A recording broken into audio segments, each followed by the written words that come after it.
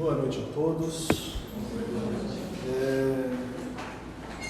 Eu começo dizendo que eu tenho um desafio complicado aqui, porque quem estava aqui mais ou menos um mês atrás, a gente teve uma palestra da Bárbara sobre um tema muito parecido. E quando acabou a palestra dela, eu disse: Bárbara, que roubada que eu estou agora, porque a palestra dela foi tão boa, né? Então, assim, quem viu aquela, tenha a caridade de não fazer comparações, tá? Vamos baixar a régua, né? Mas é até um desafio para tentar trazer uma abordagem um pouco diferente, né, sobre o tema. Mas vamos lá, vamos ver se a gente consegue. A minha ideia aqui, né, foi falar sobre a criança na visão espírita, sobre a origem da alma das crianças. E aí, para buscar inspiração, eu dei uma olhada nesse livro, que é um livro do Valdeir Bezerra de Almeida, que o nome do livro é Criança, uma abordagem espírita. É uma leitura bem bacana, bem agradável, né? Quem tiver curiosidade de se aprofundar mais ou de pegar uma visão mais bem colocada do que essa que eu vou passar hoje aqui, fiquem bem à vontade, né? Um livro bem interessante para dar uma lida, tá? Claro que a gente vai buscar também aqui um pouquinho né, da doutrina mesmo, né, das obras básicas, enfim, né? Sempre a gente tem que tentar se manter próximo de Kardec, né? Já que é lá que está a base da doutrina que a gente estuda, né? E aí, para começar, o livro faz uma abordagem que eu achei interessante, por isso eu resolvi trazer, que é de buscar um resgate histórico sobre a visão que a humanidade tem sobre o que é uma criança, né? Durante muito tempo, criança foi visto como um adulto em miniatura, um adulto incompleto, né?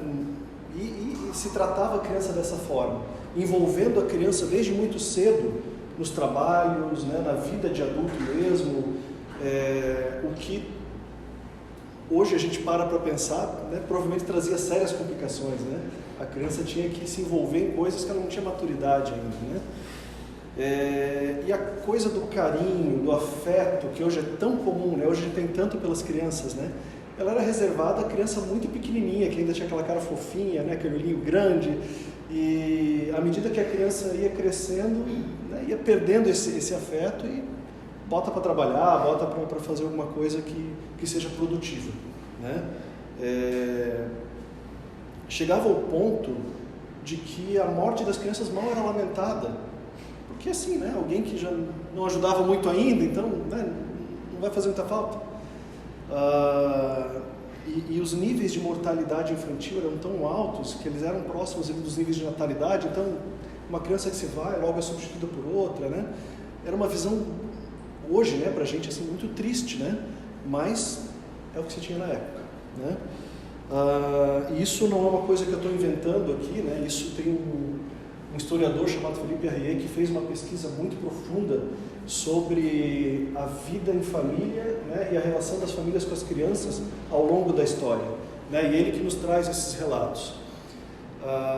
Ele conta que durante a antiguidade, assim, a infância chegava a ser considerada quase que incômoda, desagradável, né, porque era um trabalho a mais para o adulto ter que lidar com aquele ser que dependia do adulto para tudo, né? Então era um peso, né? E para se ter uma ideia, ele relata que lá na Idade Média, século V, a morte de uma criança sequer era registrada, né? Então, assim, não tinha registro fúnebre da morte de uma criança, né? A arte, né, os quadros, né, se a gente parar para pensar, daquela época, ela não registrava as crianças. Só o que tem de registro daquela época são adultos, né? Tamanha a irrelevância da infância para aquele período histórico, né? E aí, se a gente puxa um pouquinho mais para perto, e olha que é bem perto, né? Revolução Industrial, século XIX, anteontem, né? Logo ali, a criança era mercadoria, né? Os donos de empresas, das fábricas lá do começo, né, da Revolução Industrial, eles negociavam por aquela mão de obra barata que era a criança, né? Então, e é um negócio que, assim, gente, como eu falei, é muito pouco tempo atrás, né? Para se ter uma ideia, Kardec nasceu no meio desse período, né? A gente está falando aqui, estudando aqui as obras de Kardec, ele nasceu no meio desse período, né?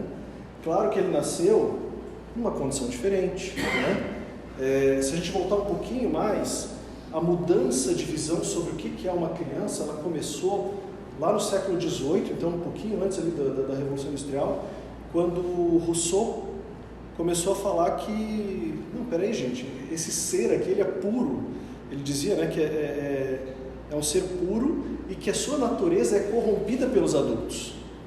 Né? Então ele traz essa visão um pouquinho diferente, lá no século XVIII, e Kardec, quando nasce, ele já né, talvez na família dele já tenha sido contaminada por essa nova visão, né? Tanto que ele vai lá estudar no Instituto de Pestalozzi, né? E quem já estudou um pouquinho da história do Espiritismo já conhece isso. Mas, ao mesmo tempo em que ele estava lá estudando, se preparando, né, para a codificação que ele faria depois da doutrina espírita, tinha crianças muito próximas ali geograficamente que estavam na labuta né, trabalhando como operárias, né? Então, assim, é bastante chocante se a gente parar para pensar o quão próximo a gente está, historicamente, desse momento, né?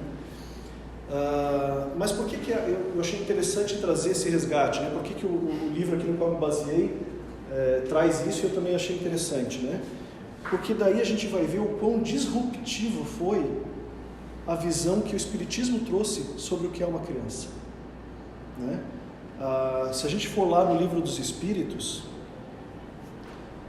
na questão 385, a espiritualidade nos diz que as crianças são os seres que Deus manda a novas existências.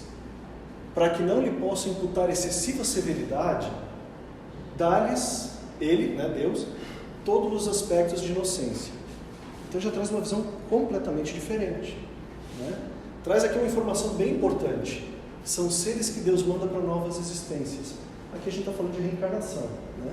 A gente está falando de um ser que vem aqui para viver algo, né, diferente, para buscar a sua evolução, para buscar mais um passo aí na sua caminhada, né? E ele também traz algo que conversa um pouquinho com aquilo que Rousseau falava da pureza e tal, né? Que ele dá para as crianças esse aspecto de inocência que é para a gente também ter um olhar diferenciado para a criança, né? E aí a gente lembra que mesmo lá na antiguidade, quando era pequenininho, bonitinho, né, o pessoal ainda cuidava, ainda dava algum carinho, né? O desafio estava aqui em estender isso um pouco mais, né? Para um pouco mais na vida da criança. E sobre a infância, né, o que a doutrina nos diz, né? A gente tem a informação de que durante a infância a criança vive um período de grande plasticidade, tanto física, né, ela vai se moldando ao longo da vida, crescendo, o corpo vai se desenvolvendo, mas também psicológica, né? E essa plasticidade psicológica, ela significa que eles estão muito mais suscetíveis a aprender alguma coisa, né? E aí a gente começa a ver qual é a nossa missão, aproveitando que a gente está numa quinta-feira, muitos vêm aqui para trazer seus filhos, né, para a doutrinária.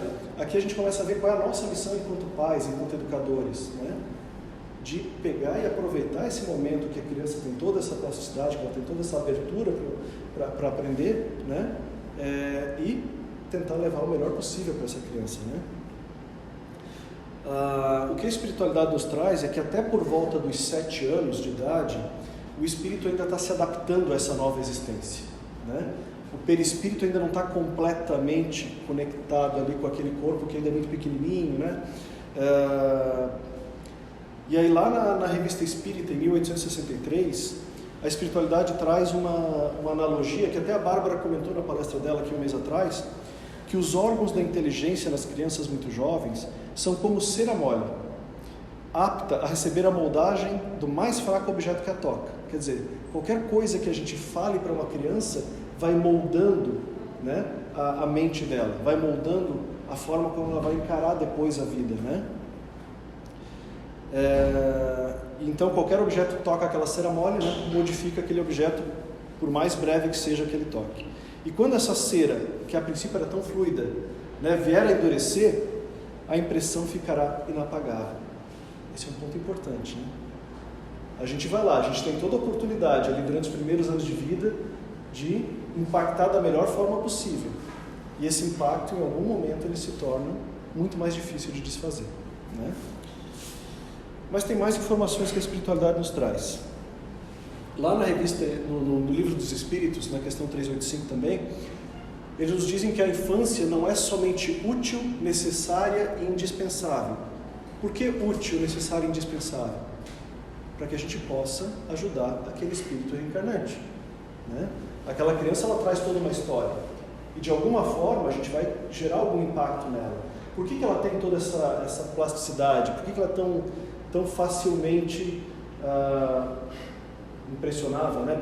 pelas nossas informações, pelas nossas orientações na primeira infância? Para que a gente tenha a oportunidade de ajudar no progresso daquele ser, né? Daquele espírito que está reencarnando. Ela traz toda uma história, mas ali a gente tem a oportunidade de tentar ajudar a mudar um pouquinho o rumo daquela história, né? De preferência para melhor. Então a infância não somente é útil, necessária e indispensável, mas também consequência natural das leis que Deus estabeleceu e que regem o universo. Aqui a gente está falando das leis morais, parte terceira do Livro dos Espíritos, né? Lei de adoração, lei de sociedade, lei de destruição, lei de progresso, né? E a gente pode fazer relação dessa questão da infância com várias dessas leis, mas só para destacar aqui a mais óbvia, né? A lei de progresso. É durante a infância que a gente tem a maior oportunidade de impactar positivamente no progresso daquele ser, né? Esse é o ponto assim, que mais salta aos olhos quando a gente olha para essa fala, né?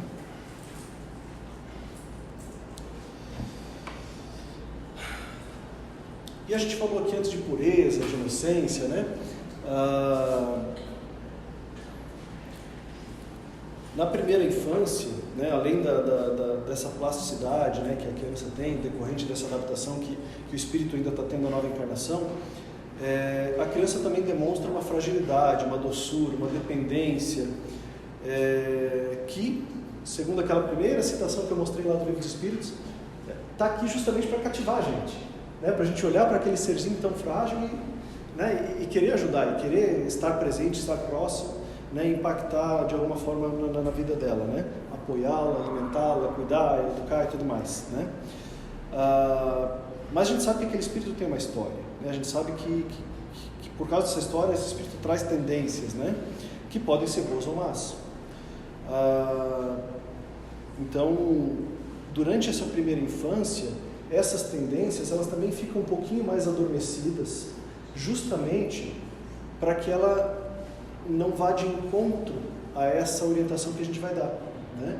Enquanto a gente está ali, a criança aberta para essa orientação, toda essa história dela, que às vezes, né, pode ser uma história que não é das melhores, né?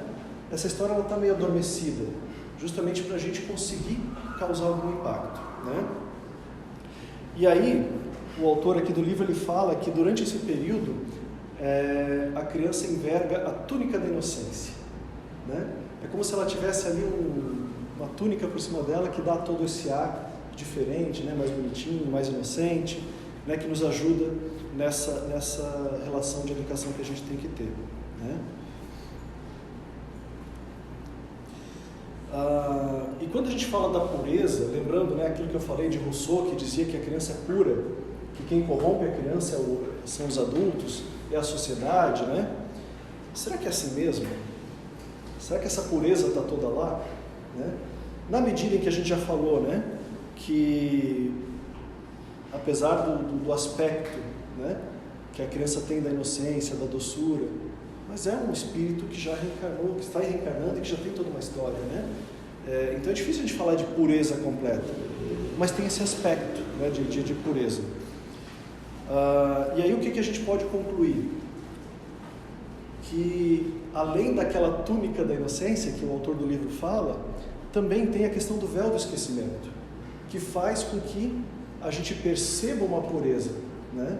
Por quê? Porque aquela criança não lembra de muita coisa, as tendências estão adormecidas, então a gente acaba tendo ali um ser que de fato parece puro, e que de certa medida tem sim essa pureza, né? Naqueles primeiros anos de vida, né? Onde as tendências estão levemente adormecidas, né?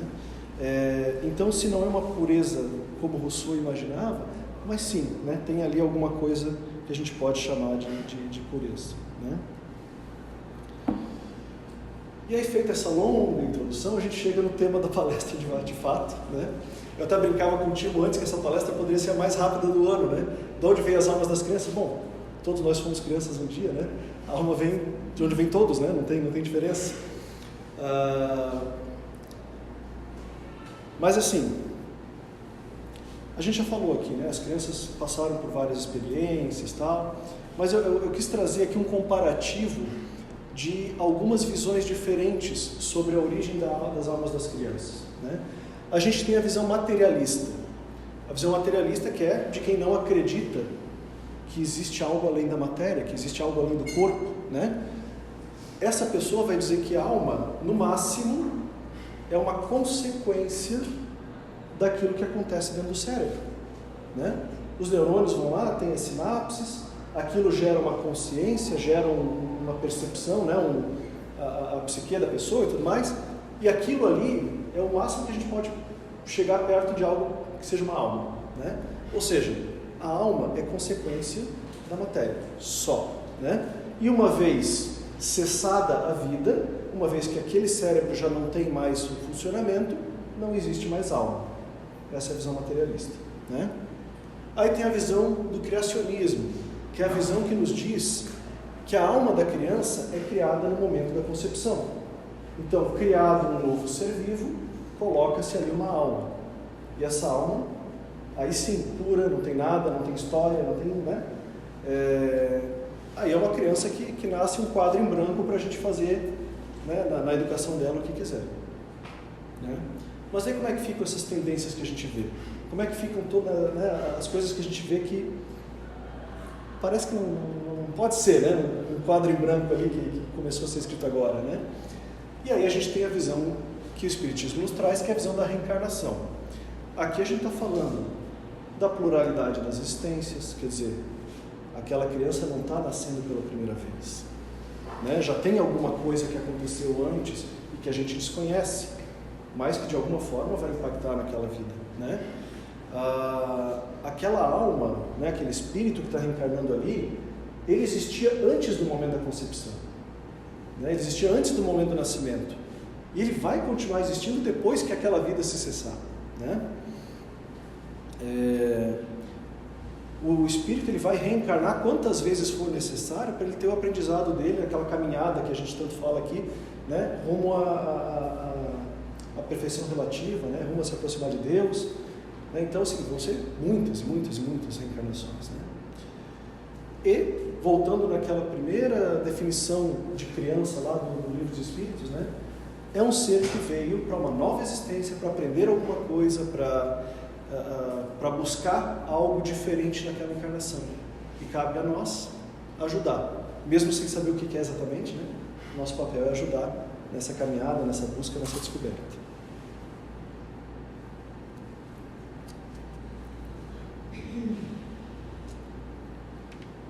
Bom, e se a gente acredita na reencarnação,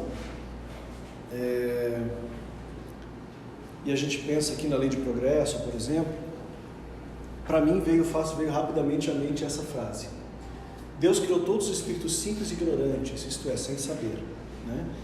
Então todos nós fomos criados, aí sim, puros. Puros por quê? Porque não tínhamos nenhuma história, tanto para o bem quanto para o mal, né? Não tinha nada ali. Mas aí nós tivemos, né, as nossas várias reencarnações, né? E a partir daquele momento que nós fomos criados, nosso destino é um só, é progredir, evoluir sempre, né? Então a criança de hoje, bonitinha, fofinha, né, ela tem toda uma história.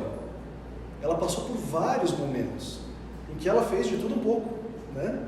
No estágio em que nós estamos aqui, a gente pode imaginar que algumas centenas, talvez milhares de reencarnações, né? Quanta coisa que a gente já fez, né? Então a gente tem que lembrar que aqui não está a história completa, né?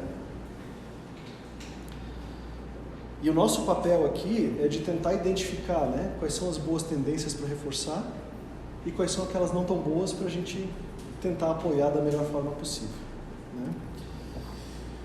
E um outro ponto importante que vem como consequência desse pensamento, né, da reencarnacionista, é que nós sabemos que o corpo, né, as características físicas da criança, elas são herdadas dos pais. Né? Então, a gente olha e vê, né?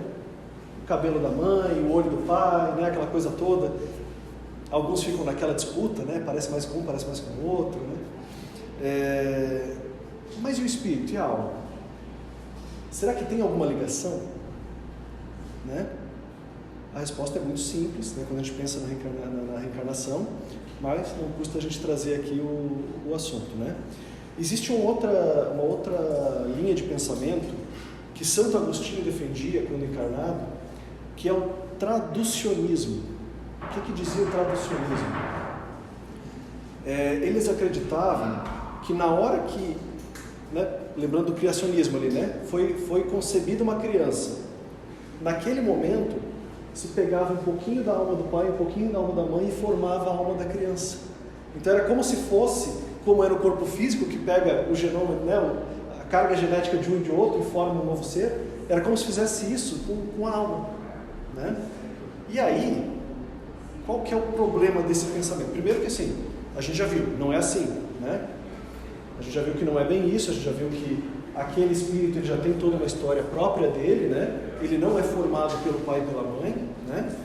Mas quando a gente pensa dessa forma, e se a gente se deixar levar por isso, a gente vai cair naquelas falas assim, é teimosa igual o pai, né? É inteligente, puxou a mãe, esse tipo de coisa.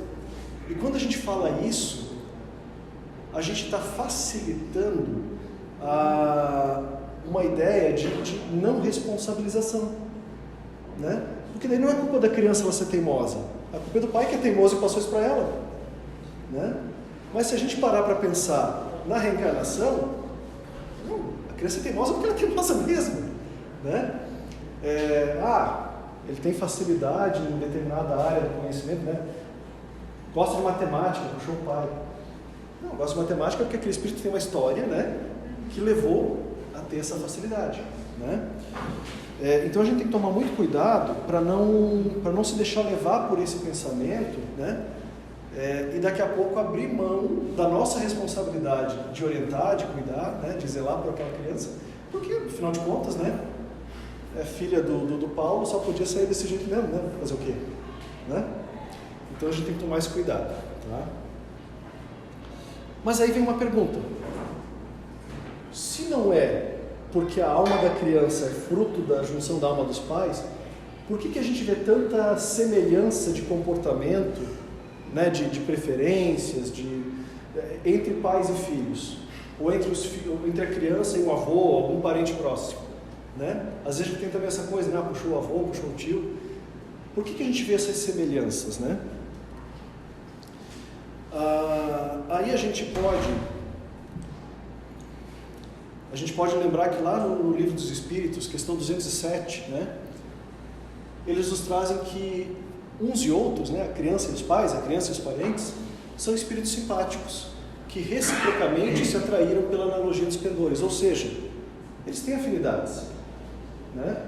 São espíritos que não estão na sua primeira experiência juntos, muito provavelmente, né? São espíritos que já tiveram alguma caminhada em conjunto e que durante essa caminhada criaram esses laços, né?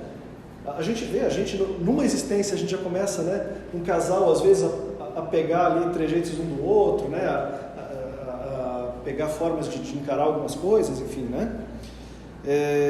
Então assim, ao longo das nossas várias experiências, né, a gente vai acumulando vivências em comum, gerando afinidade, gerando, né, situações que fazem com que numa nova existência a gente tenha sim comportamentos semelhantes. É simples assim, né? E aí a gente vê aqui um reforço na mesma questão 207, né? O corpo deriva do corpo, né? Kardec já adiantou a questão da genética lá em 1850 e poucos, né? Kardec não, a espiritualidade, né? Mas o espírito não procede do espírito. Então isso tem que estar muito claro, né? A gente não tem essa herança comportamental, moral, né? A não ser pela educação, claro, né? E aí vale lembrar, nós somos um espírito em um corpo, e não um corpo que tem um espírito. Isso faz toda a diferença, né? Porque cabe ao espírito o domínio sobre o corpo e não o contrário. Né? Como nos diz aqui lá na questão 367, né, a matéria é apenas o envoltório do espírito, como vestuário é do corpo. Né? Por isso é este, o espírito conserva os atributos da natureza espiritual. Vejam, conserva, já tinha antes. Né? Eu falei alguns momentos aqui sobre tendências, né?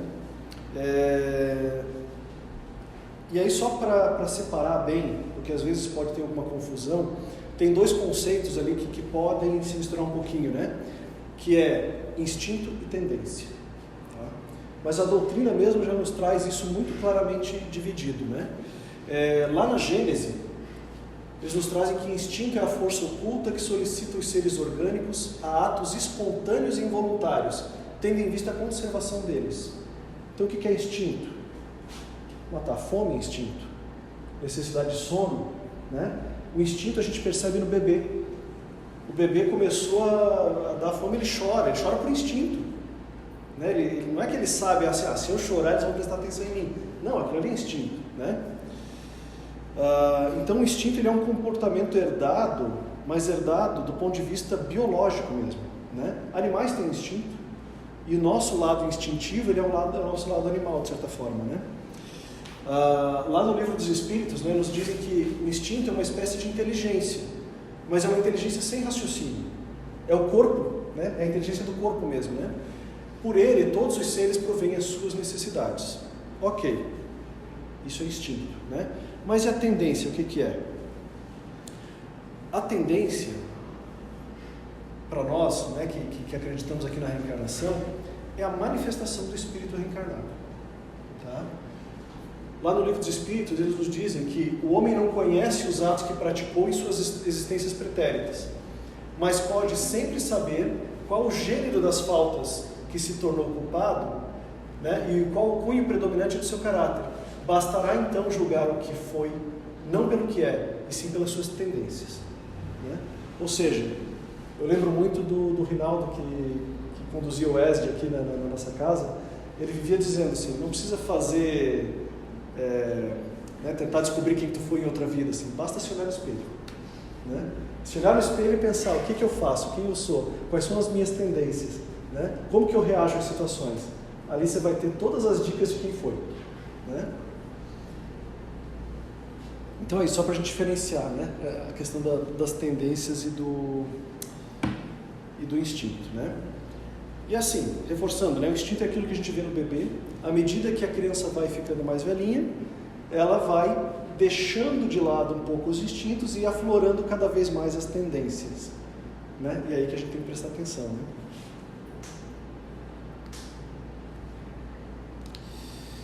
E aí, falando das tendências, um outro ponto que vem à mente é a questão das habilidades.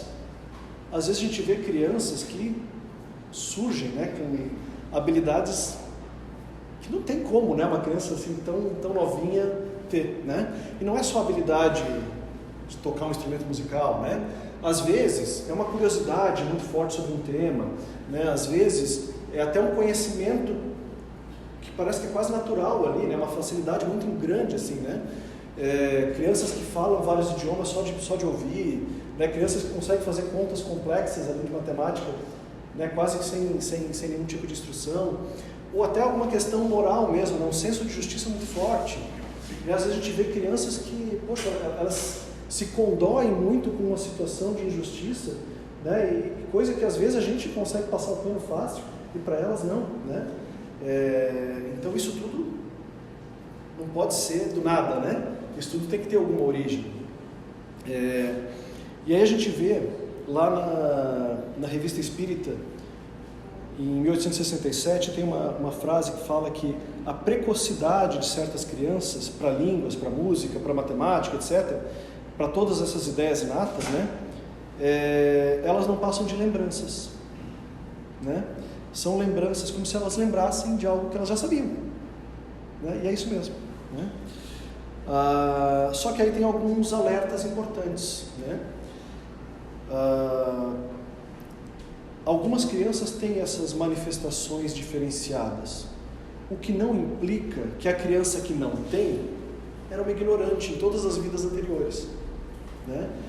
O que Kardec nos traz também na Revista Espírita é que essa faculdade de recordar algo, ela é inerente a uns e não a outros por uma questão de planejamento reencarnatório. Tá? Em algumas situações é interessante essa lembrança, em outras ocasiões não é. Né? Geralmente não é. Por isso que geralmente a gente não vê e chama tanto atenção quando esse tipo de coisa acontece. Né? E uma outra coisa importante, essa talvez mais importante ainda, né? Para aqueles que têm um filho que demonstra alguma dessas coisas, assim, não adianta se envaidecer, tá? Vai ser só vai ser só uma demonstração de orgulho vazio, porque não é hereditário, né? Isso é do espírito, isso é daquele ser, né? Não é o pai que passou aquela característica para a criança, né? Não é a mãe que passou aquilo para a criança. Aquilo está lá no espírito já, né?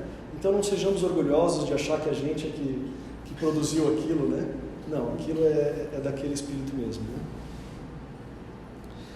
E aí, já chegando para o final, hoje sou eu que estou passando da hora, viu, Emília? Um outro assunto que decorre de tudo isso que a gente está conversando, né? Quando a gente pensa na origem da alma das crianças pela visão espírita, né? Esse é um assunto que acho que ele é pouco discutido, mas que ele é muito importante, né? A gente vê nas crianças muito mais facilmente a ocorrência de fenômenos mediúnicos, né? A criança que tem um amigo invisível, né? Que muitas vezes nada mais é do que um anjo da guarda que está ali dando as suas orientações, ficando próximo, porque a gente sabe que nessa primeira infância os anjos da guarda eles ficam muito mais próximos. Eles estão o tempo todo ali cuidando, zelando, ajudando, orientando, né? Já dando dicas para a criança, né? De qual é a missão dela, de qual é o que ela veio para realizar, né? Nessa existência. Então, sim, a gente tem muito dessas manifestações.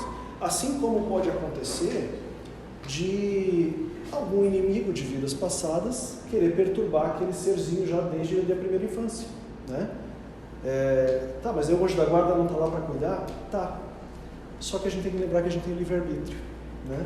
E mesmo não consciente, às vezes estar no livre-arbítrio daquela pessoa, daquela criança reencarnada, dá vazão àquela manifestação daquele inimigo antigo, né? Às vezes ela, né, de certa forma, facilitou aquilo, né? E aí qual que tem que ser a nossa postura?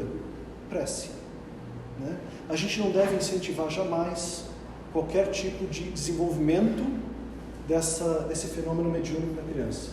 O nosso papel é fazer a prece, pedindo para que aquele espírito seja atendido, né? E para que a criança fique tranquila, né? E aí um ponto importante, não é porque a criança viu o amiguinho invisível lá, né?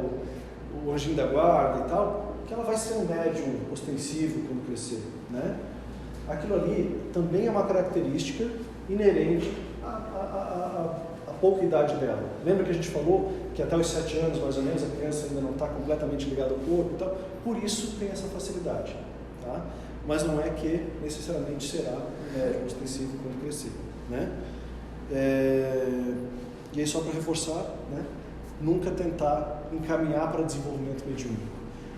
Lá na revista, no livro dos médiuns, Kardec nos alerta, inclusive, que o corpo da criança ainda é muito frágil para dar conta do desgaste físico que é uma manifestação mediúnica, né? Para quem já teve a oportunidade, né, de conversar com o médium, de ver um trabalho mediúnico, os médiuns ficam esgotados às vezes, né, ao final de uma manifestação, porque aquilo exige mesmo do corpo, né? E para a criança isso seria demais, né? Então tem que ter mais cuidado. Bom, essas eram as reflexões que eu queria trazer. Eu acho que a gente consegue perceber, né, a beleza que a doutrina espírita traz para a gente, né, de a gente entender, primeiro, né, o que é essa criança que está vindo, né, o fato de que essa criança tem uma história, ela tem uma vivência, ela tem as suas tendências, e o nosso papel de apoiar no desenvolvimento dessa criança, de fazer com que, né, o máximo possível, ajudá-la a seguir o caminho que ela precisa seguir nessa existência, né? Cada existência é uma oportunidade. E o nosso papel é de apoiar o máximo possível para que essa criança aproveite o melhor possível dessa oportunidade, né? Então que a gente possa acolher com carinho, com paciência, com sabedoria e ajudar tanto quanto for possível a caminhada dos nossos pequeninos, né? Agradeço a todos pela atenção, pela paciência, né? E que fiquemos todos em paz.